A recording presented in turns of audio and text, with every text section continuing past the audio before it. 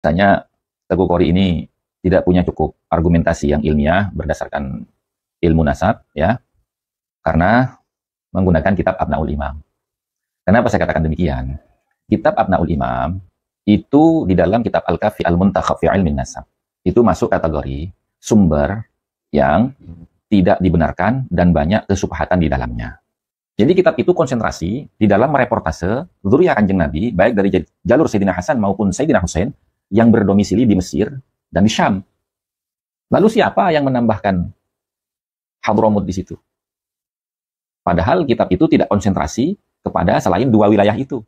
Sementara Yaman Hadramut tidak termasuk bagian Mesir atau tidak termasuk bagian Syam apalagi. Itu teman-teman ya.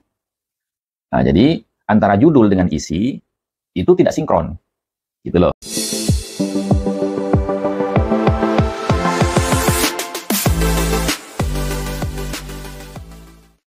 Assalamualaikum warahmatullahi ta'ala wabarakatuh.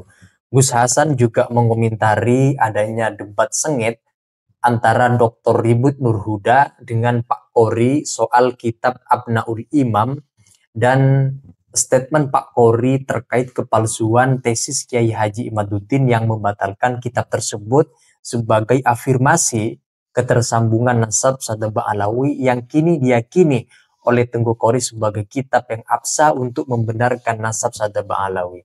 Menurut Gus Hasan, Pak Qori ini tidak cukup narasi untuk menjelaskan kitab nasab sebagai landasan membenarkan nasab Sadaba Alawi.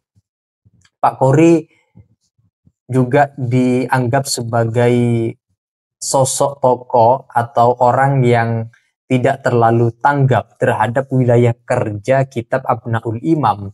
Padahal kitab itu mendeteksi keturunan Nabi dari jalur Hasan dan Husain yang ada di wilayah Mesir dan Syam. Ini yang dikatakan oleh Gus Hasan. Tetapi isinya menurut beliau melebar ke Hadramaut, sehingga judul dan isinya dalam kitab Abnaul Imam ini simpang siur, tidak kompatibel, tidak mencerminkan judul di dalam isinya itu. Isinya tidak sesuai dengan judul yang merupakan tampilan awal untuk menjelaskan isi yang ada di dalam kitab tersebut. Nah, untuk itu teman-teman mari kita simak komentar dari Gus Hasan terhadap Pak Qori yang mati-matian menganggap atau menilai kitab Abnaul Imam itu sebagai kitab yang representatif untuk dijadikan sebagai dalil hujah untuk membenarkan nasab Sadaba Alawi. Nah, untuk itu mari kita simak dalam video berikut ini. Baik, pada kesempatan video kali ini saya ingin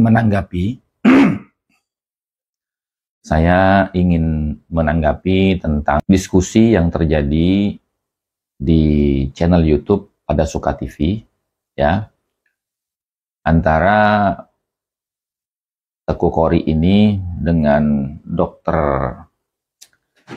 Ribut, ya, dimana di situ saya melihat bahwasanya Teguh Qori ini tidak punya cukup argumentasi yang ilmiah berdasarkan ilmu nasab, ya, karena menggunakan kitab Abnaul Imam. Kenapa saya katakan demikian? Kitab Abnaul Imam itu di dalam kitab Al-Kafi Al-Muntakhab fi Ilmin Nasab itu masuk kategori sumber yang tidak dibenarkan dan banyak kesubhatan di dalamnya, ya, sehingga tidak digunakan oleh para alim ulama di bidang ilmu nasab untuk menelaah, meneliti, memeriksa atau memvalidasi sebuah kebenaran catatan nasab. Begitu teman-teman. Kemudian apa sih permasalahannya dengan kitab Abnaul Imam itu? Kok oleh para ulama dikatakan masadirun manhulatun au fiha syubhatu nahlin kabiratun. Dikatakan sebagai kitab yang banyak pemelencengan, ya, tidak sesuai. Kemudian juga banyak terdapat uraian-uraian yang meragukan di dalamnya. Karena begini teman-teman ya, dari judulnya saja, judulnya itu kan Abnaul Imam, ya, fi Misra wa Syam, Al-Hasan wal Husain.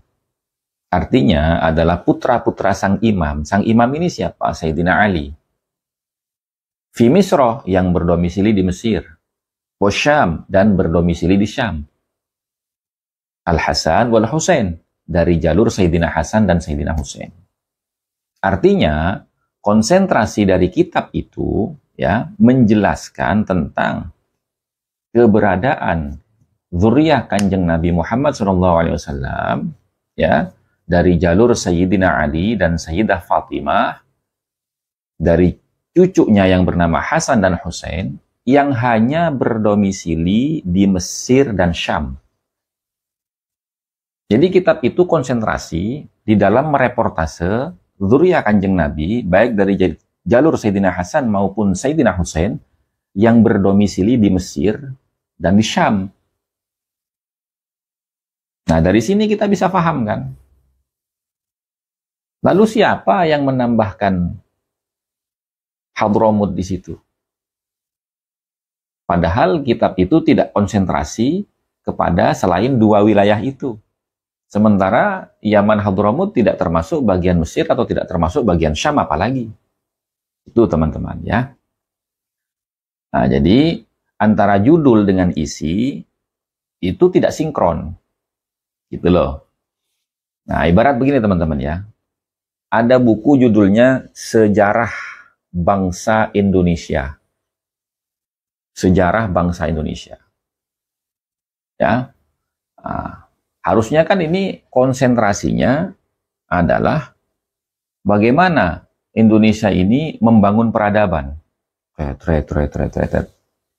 Sampai kepada merdeka. Lalu kenapa kita menceritakan di dalam buku sejarah itu, menceritakan sebuah wilayah yang tidak ada hubungannya dengan sejarah Indonesia? Nah, ini kan patut dicurigai, ini siapa yang nulis nih? Misalkan, oh dulu itu, orang Yaman datang ke Indonesia untuk membangun peradaban di Indonesia. Loh, ini kan pembelokan sejarah namanya. Nah, itu teman-teman. Jadi, karena di situ ada pembelokan sejarah dari penulisan asalnya, yang mana Ibnu Toba itu konsen menulis keturunan Nabi Muhammad dari jalur Hasan dan Husain yang berdomisili di Mesir dan di Syam. Nah, kan seharusnya kalau mau menambahkan zuriyah Kanjeng Nabi misalkan yang dari daerah lain, itu harus ada keterangannya. Harus ada keterangannya. Bukan dicampur adukkan seperti itu. Itu loh teman-teman. Nah, sehingga itu yang saya tangkap kenapa di dalam kitab Al-Kafi Al-Muntakhab halaman 106, Abnaul Imam itu termasuk kitab yang manhulah dan banyak kesyubhatan di dalamnya. Sehingga tidak digunakan oleh para alim ulama. Nah, dari sini saja sebenarnya kita tidak perlu menguraikan panjang lebar. Dengan adanya ya ahli nasab yang kredibel dan kitabnya mu'tamad dan mu'tabar, menyatakan bahwasanya kitab Abnaul Imam ini adalah manhulah au fiha syubhatu nahlin kabiratun, itu sudah jelas nggak boleh dipakai kitab ini, gitu loh. Nah, kira-kira demikian dari saya teman-teman ya. Mudah-mudahan ini bermanfaat dan mendatangkan keberkahan serta pencerahan, menambah kefahaman kita di dalam permasalahan polemik nasab ini. Bahwasanya kitab Abnaul Imam itu jelas tidak bisa dipakai untuk menjadi hujjah yang argumentatif di dalam membatalkan tesisnya Kiai Imad. Wallahul muwafiq ila aqwamit thoriq wal afu minkum. Assalamualaikum warahmatullahi wabarakatuh. Komentar dari Gus Hasan yang barusan kita simak, beliau menjelaskan terkait bagaimana kitab Abnaul Imam itu wilayah kerjanya, konsentrasinya adalah mendeteksi keturunan Nabi yang ada di wilayah Mesir dan di wilayah Syam. Sementara pembahasannya ini campur aduk, melebar ke Hadramaut. Padahal kalau ingin membahas secara keseluruhan, maka harus ada korina-korina yang menjelaskan terkait dengan adanya penjelasan kepada wilayah-wilayah yang lain yang berhubungan dengan keturunan-keturunan Nabi di daerah lain. Ternyata hal itu dianggap tidak ada.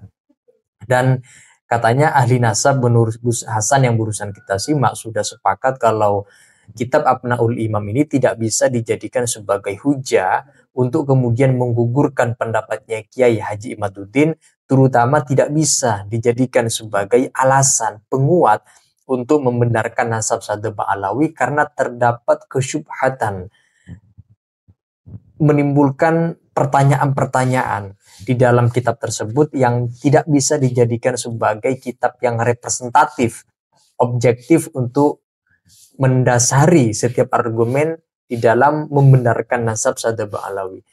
Nah itu saja teman-teman, silakan kalau kalian ingin menyampaikan pendapat terkait dengan video yang barusan kita simak, silakan tulis pendapat-pendapat kalian di dalam komentar sana. Sekian dari saya. Wassalamualaikum warahmatullahi wabarakatuh.